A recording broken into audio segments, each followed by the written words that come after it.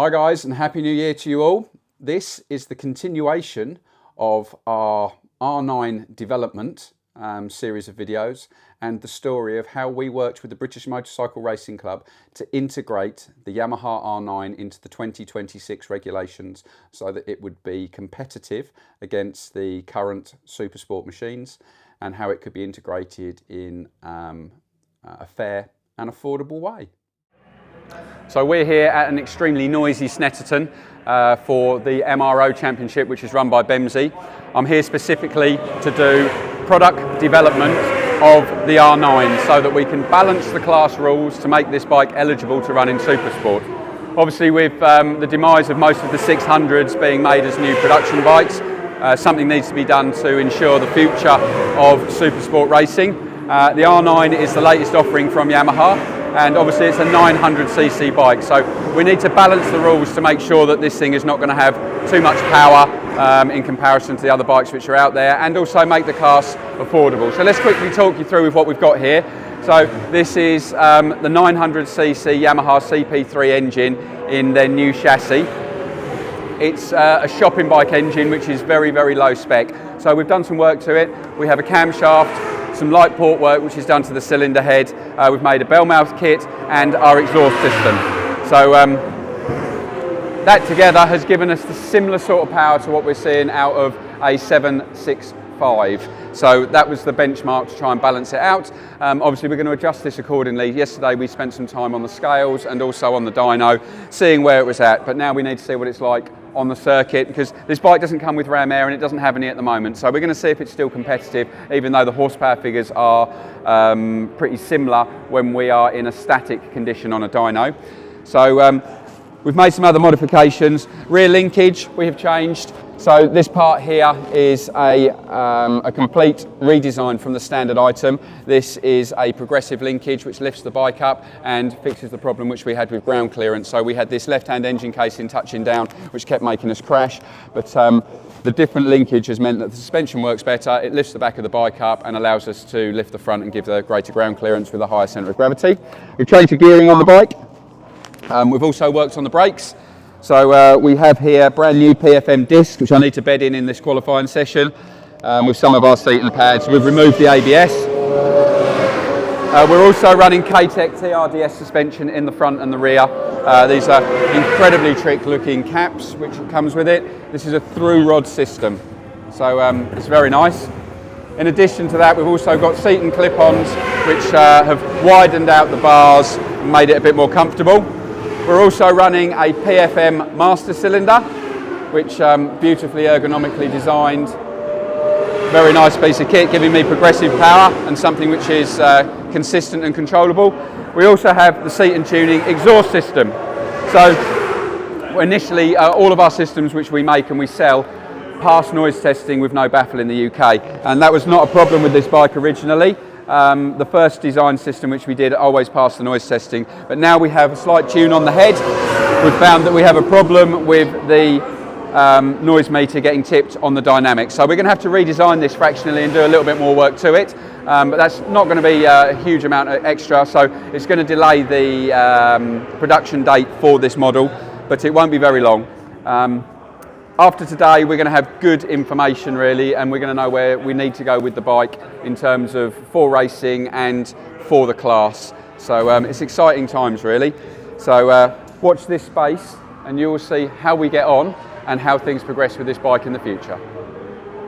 So one of the first things that the British Motorcycle Racing Club wanted to do was to dyno the R9 and weigh it to see if it was going to be comparable to the current crop of Supersport machines that were already on the grid.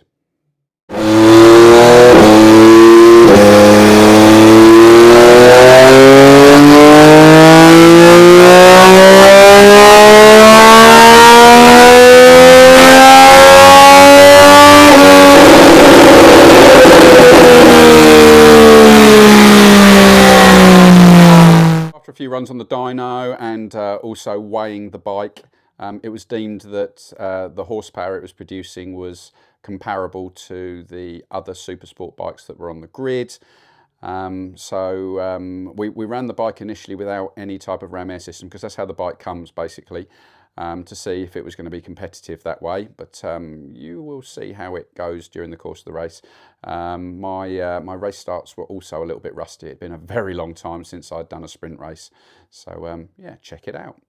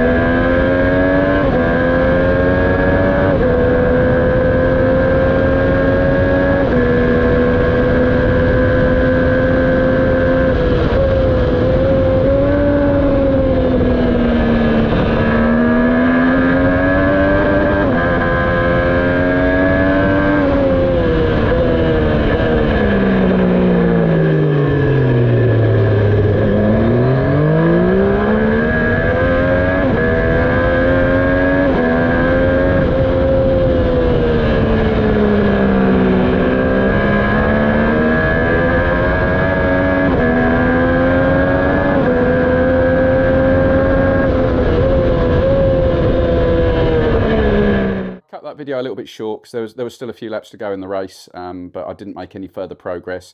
So rather than bore you by me going round and round and round and making no progress, I thought I would cut that one short. As you can see from the video, my start was absolutely horrendous. I made a good job of moving backwards and giving myself some work to do. The bike itself wasn't too bad, but it was dying in the top gears, and you could see on several occasions that bikes that I had got like a better line and better drive coming off the corner were then able to repass me down the straight. So we took the bike, after speaking to the organisers, they basically agreed that I would be allowed to fit our prototype ram air system to the bike. So we took it back to my workshop, we fitted that, and then we came back, and the very next day we raced it again. And as you'll see in this one, this was my first ever attempt of using a launch control system. I'm quite an old school rider and I've always done it myself, but I thought I would give it a go. So yeah, see what you think.